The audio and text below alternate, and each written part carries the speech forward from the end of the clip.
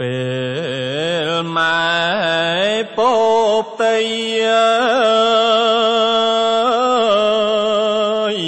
ឪរងរាប់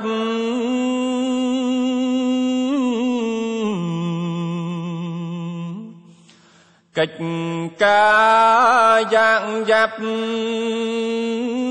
ឪបំពេញទោះការងារស្រី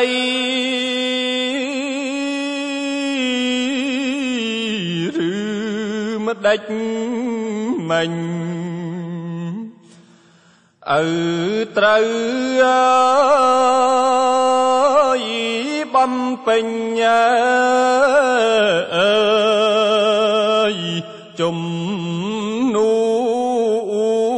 សម៉ែឪ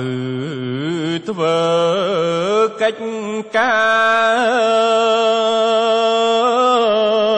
រតែម្នាក់ឯង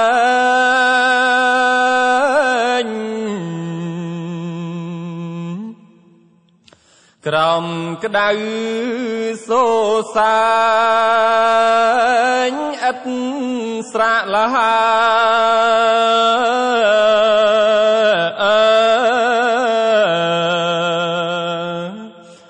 ញើសចូលកាយយ៉ារាល់ថ្ងៃខែឪប្រឹងឥតប្រែចិត្តនឿយណាយពេលម៉ែប្រសូតឪតង់ស្លុត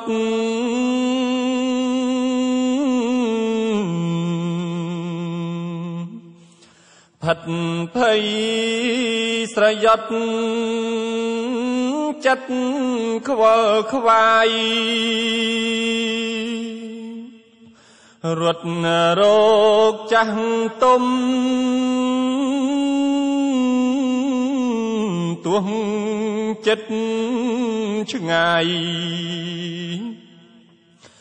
ខ្លាចកូននឹងម្ដាយឆ្លងមិនផុតពេលកូនកើតមកឪអក្រៃ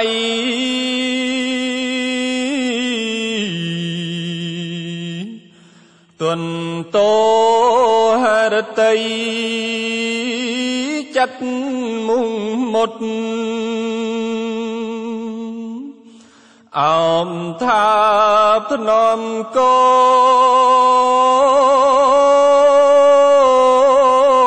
នស្ងួនវិសុទ្ធឪ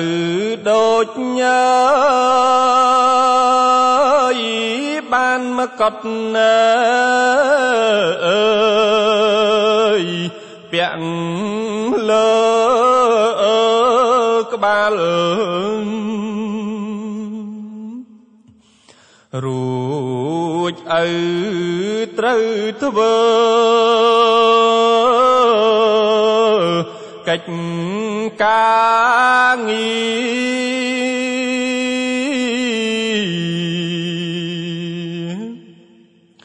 ដើម្បីគ្រួសារទាំងធ្ងន់ស្រា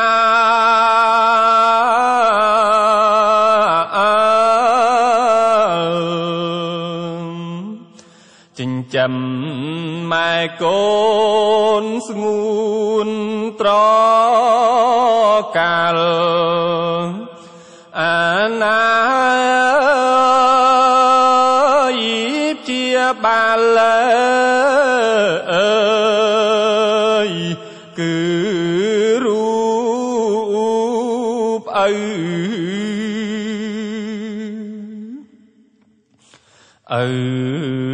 ជាព្រះព្រំត្រនំកូនគឺជាក្បូនដែលកូនត្រូវ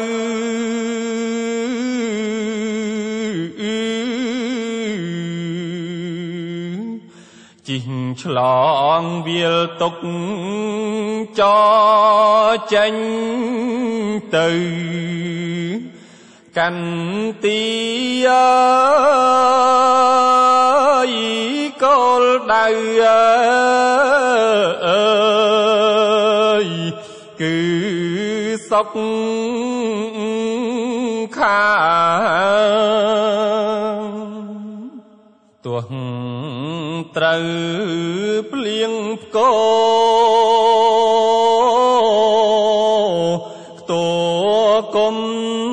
រៀមឪផ្គងជាយាមឥតរួញរី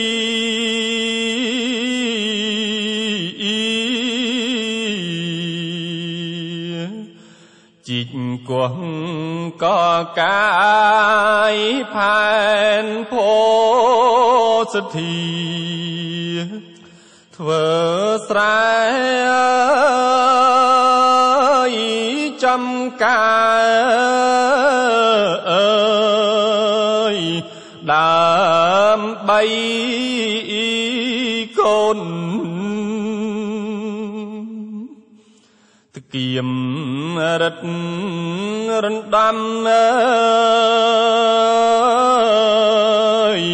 ញោចំប្រាប់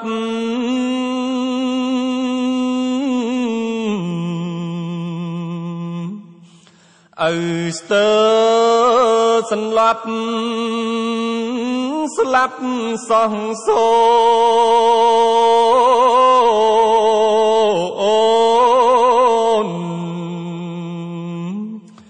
តែឪនៅតែនឹកដល់កូនមានស្ងួនស្មោះស្ម័គ្រស្មើជីវិតឪធ្វើកិច្ចការតាំងពីព្រឹក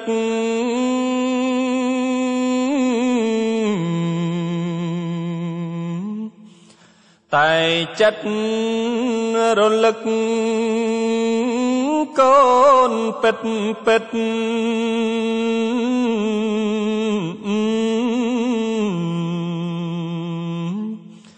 រស៊ី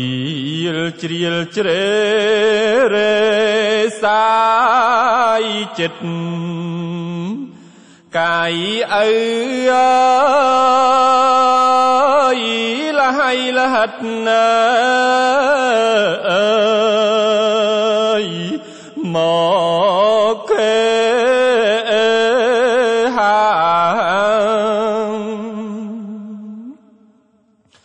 ឪអស់កម្លាំងស្លាំងជើងដៃ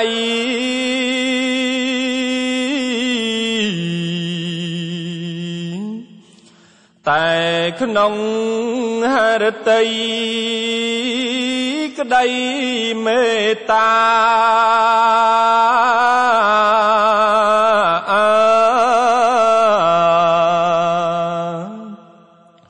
ចូលជ្រែ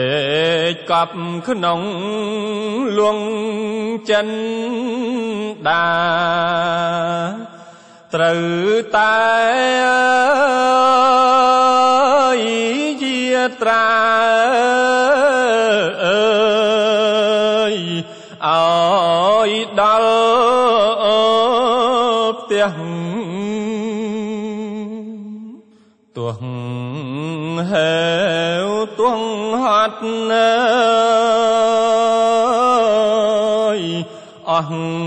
កំលាំង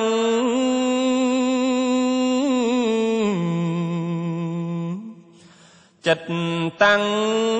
កាយប្រឹងយ៉ាងរូតរះ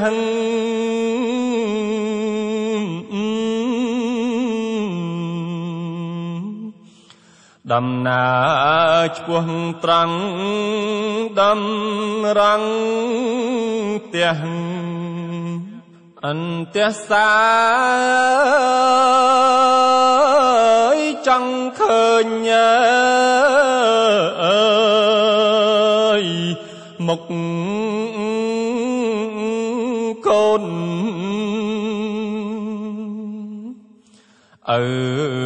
រូតដល់ផ្ទះ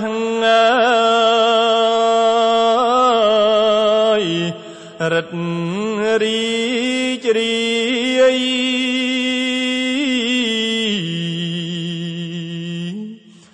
ហេវហត់ទាំងឡាយត្រូវសាបសូ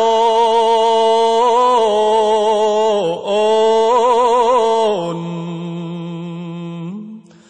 ពេលឪឃើញមុខ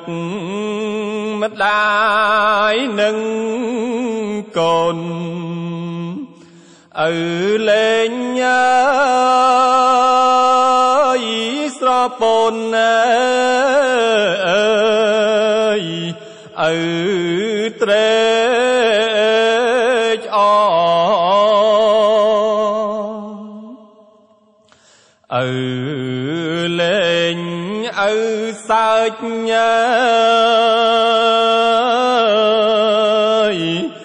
នឹងកូនតូចឪច្រៀ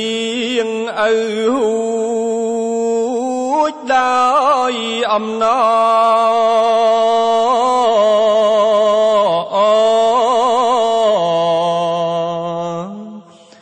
ឪថាបឪធ្នមបំបីពោវិស័យកេសរដ៏ល្អស្អាត